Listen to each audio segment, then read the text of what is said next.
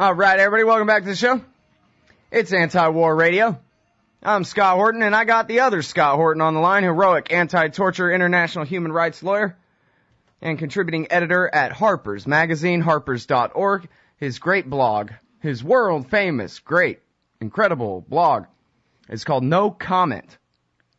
You can find it at harpers.org/subjects/no comment. Welcome back, Scott. How are you doing? Hey, great to be with you. Very happy to have you here, and I'm sorry, but I just lied to you on the phone, not deliberately, but it turns out it was a lie. Before I get to the Post piece about the Pentagon lawyer, I wanted to ask you a question that, I don't know how much I can get out of you on this, but it's kind of vague thing. It's okay if you don't have a real answer for it.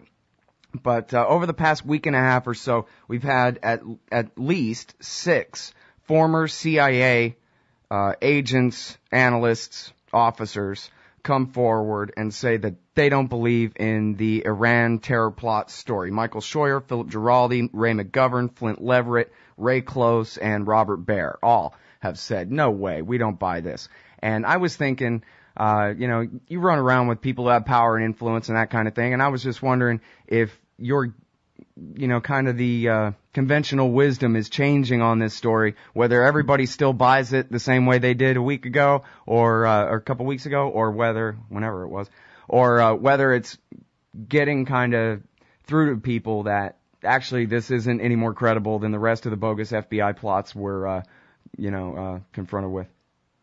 Well, I don't really have any inside knowledge about it, but I'll tell you, when the story first broke, I was in London, and, picking up the newspapers there, I was just amazed at the different way the story was being reported from in the United States.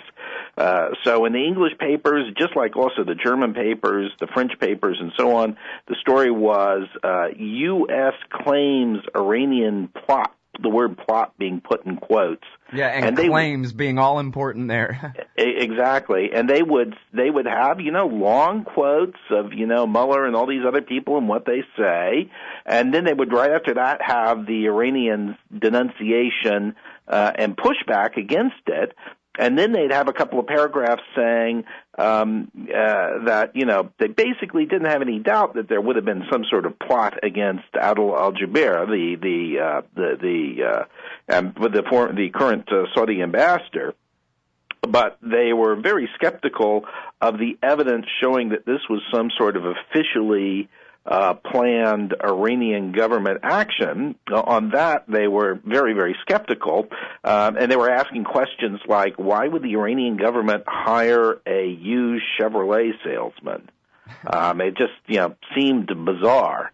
And I think what we saw all across Europe was a tremendous amount of skepticism. Now, that is, no doubt that, in fact, there was a plot, but skepticism that it was this high-level government thing that reflected some sort of formal Iranian policy. And then pretty much all the papers saying, well, look, this all has to be understood in terms of this long, ongoing battle between Washington and Iran. And we know that elites in Washington are desperately looking for a casus belli, for a justification for going to war with Iran. So I'd say what I saw all over Europe, even amongst our closest allies, and even amongst real conservatives and pro-American people in Europe, was a tremendous amount of skepticism, and that's pretty much what I thought when I read the story. Not that Mueller or the FBI is lying about these specific allegations, but that they seem to be stretching it a bit far in a political context. Right. Well, it often reminds me of 1984 there in D.C., where the higher level you get in the party, the more of a believer you really are. And it seems to me like, among the political class, if Holder and Obama make an announcement like this, well, oh my God, let's just forget it. It's true. Like you said, there is no claims and there is no quote unquote in the headline. If the government said it, it's right. And they all, left, right, Republican, Democrat, and whatever, join that consensus real quick, especially on a foreign threat story like this. But I just wonder whether that's changing yet, whether they're kind of going, maybe not. Well, the other thing you have to balance against this is the fact that the U.S. has repeatedly authorized covert action inside of Iran that's included assassinations. I mean, there's been this whole series of cases where those involved in the Iranian nuclear program have been abducted and have been killed. And you can think that that's just coincidental, but I've talked to enough people at the agency to know that it's definitely not. Sure, yeah. I mean, I think one of the Post stories even had it that, or maybe it was the New York Times, one of the New York Times stories had it that the consensus is that America has given the okay to Israel to go ahead and do these assassinations. Yeah, I mean, there are, let's say, U.S.-supported hit operations that have gone on in Iran for some time. So let's say it's completely true, and this is an Iranian government project targeting a foreign ambassador in Washington. It in a sense would be a mirror of things that the U.S. and its allied powers have been doing in Iran. So so is this justification for war? Well, I think only if you're really desperate to justify war. Yeah. All right, now, so let's move on to some other nonsense. I guess it's all nonsense, although it seems like they're getting away with it. There's a defense appropriations bill that has all these riders on it. That's how they always do it. The very worst things are always attached to some big thing that has no chance of failing.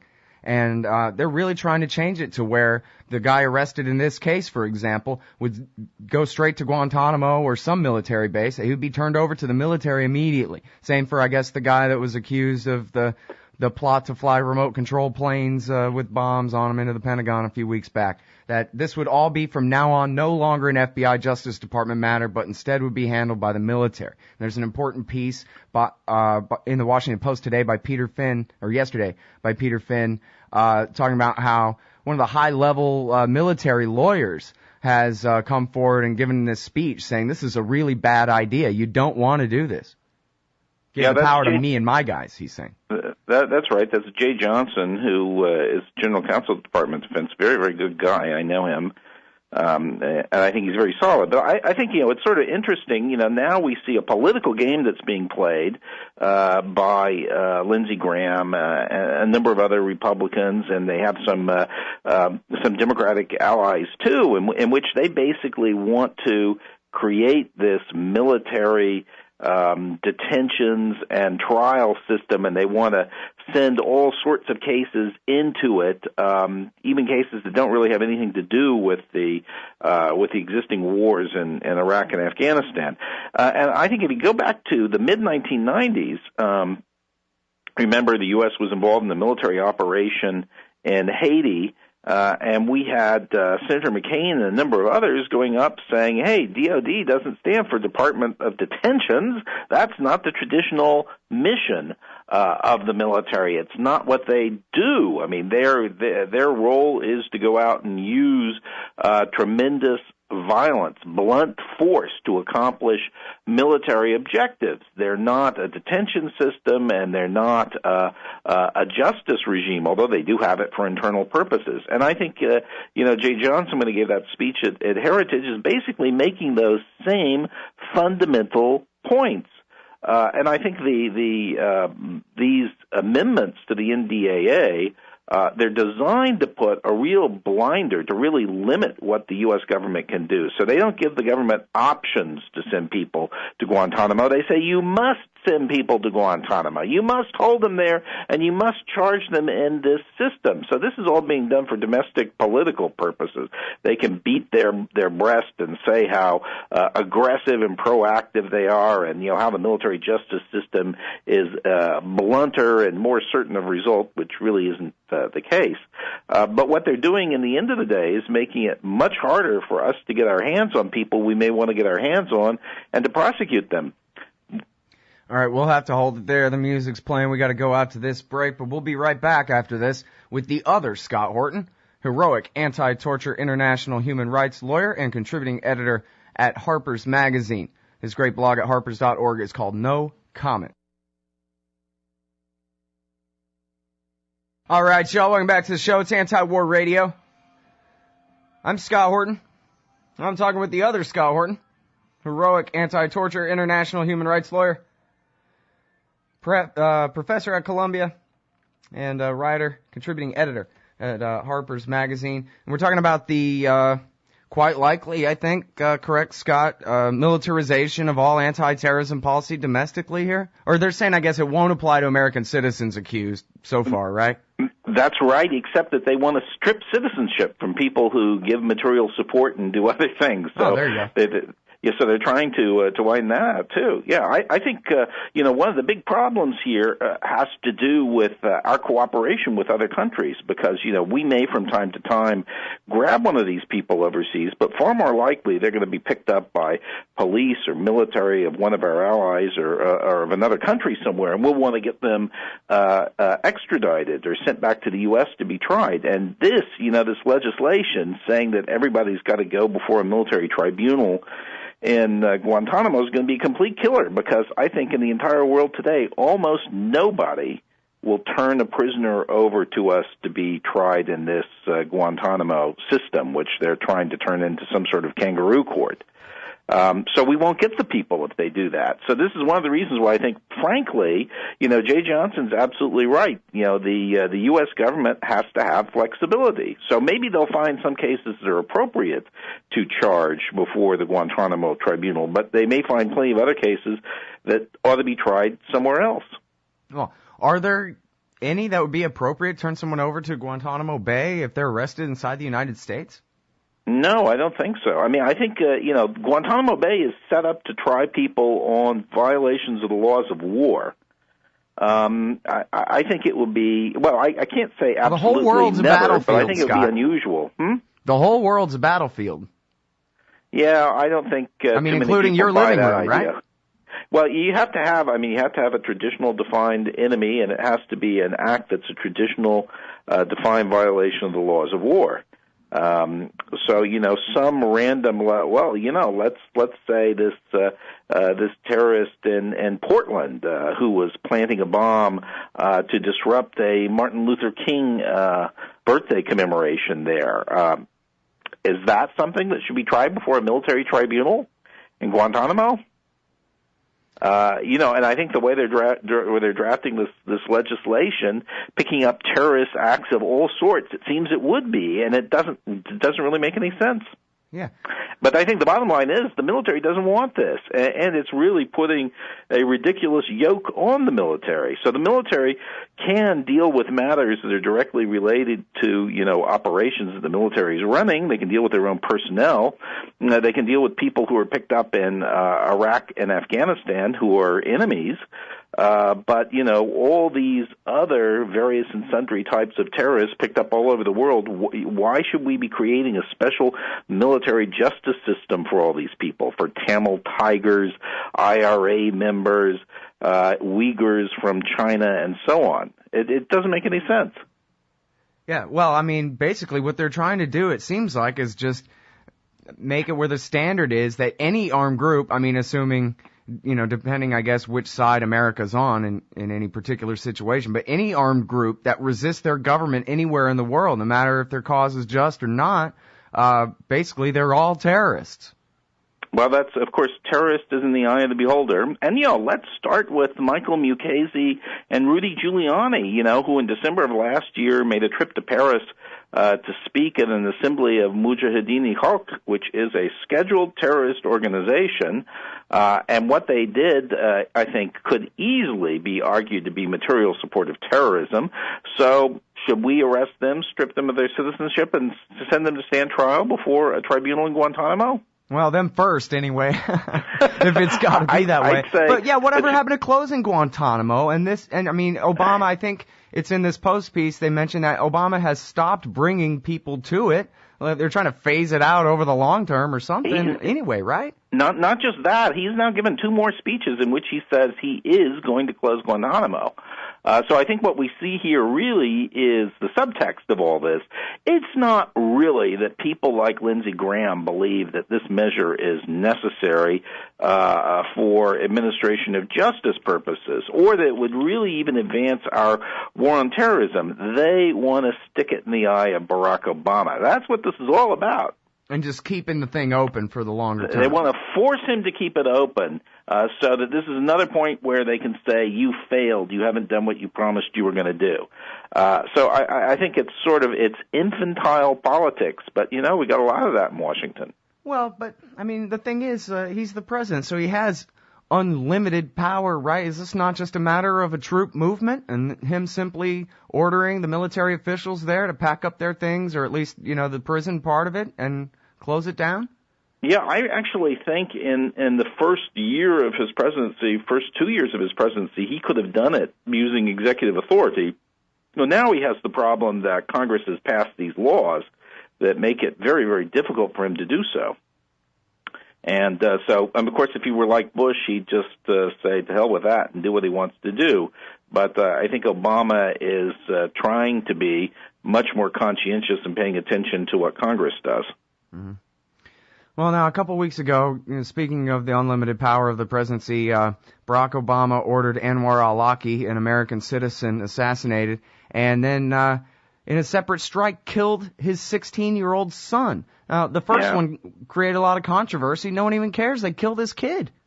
Well, who was also born in the United States in Denver in 1995. That's how young the kid is. Yeah, I have to say, I think... I don't agree with the action against al-Awlaki because I think they really haven't made a clear showing that they weren't able to arrest him and bring him in. But this business with his son is just impossible to explain, and they haven't really offered an explanation. This is a young kid, and I think the administration owes it to explain why this guy was killed. I expect what we're going to hear is that he was collateral damage, that they had a legitimate target and it was someone else. Well, at least the story coming out of there so far is it was him and his friends, sitting outside having dinner. Yep, and the fact that someone is the son of a legitimate target does not make him a legitimate target. That's clear enough. Yeah, obviously, and that's assuming that al-Awlaki was a legitimate target, even though they admit that their evidence that he was in on any of the plots they say he was in on is patchy and, hardly... they did a piece in the Washington Times where they said there's no way we could convict him, so that's why it was such a good idea to kill him, because they actually don't have any evidence that they could convince even a federal jury with. That's right. The case against him won't stand up in court, so therefore let's not arrest him and try him, let's just kill him. That does not sound like a very convincing act by a government dealing with one of its own citizens. All right. Now, tolerate my paranoia for a minute. Let's say it's a few years from now and the economy's much worse, as certain people who predicted our current circumstances are predicting right now, and this war has gone on for another few years. All these... continuing revolutions and evolution of executive power and military power in terms of the war on terrorism, continue advancing. Is it really an unlikely scenario if terrorist suspects can be defined so broadly, and if they're to be turned over to the military, that before long we'll just have the Northern Command in the United States doing the rounding up of risks and terrorists and whatever, if we've gone this far beyond what the Constitution allows the government to do already? Well, we have a specific piece of legislation called the Posse Comitatus Act that forbids exactly that sort of thing from happening. And that was part of the compromise that ended Reconstruction after the Civil War.